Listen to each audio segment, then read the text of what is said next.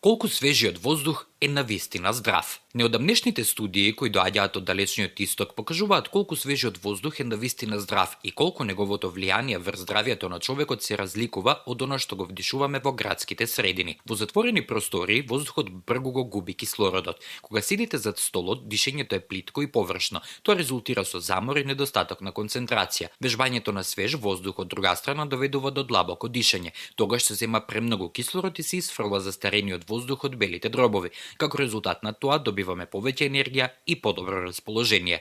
Корејските лекари истражувале колку свежиот воздух навистина е поздрав од загадениот. Тие испратиле 43 постари жени на едночасовна прошетка во шума, а други 19 шетале низ градот. Резултатите покажале дека крвниот претисок кај оние кои шетале низ шума е значително намален. Еластичноста на нивните артерии била подобрена наспроти оние кои шетале низ урбаната средина. Друга студија спроведена во Јапонија покажала дека одењето низ шума го намалува крвниот претисок и бројот на срцеви отчукувања.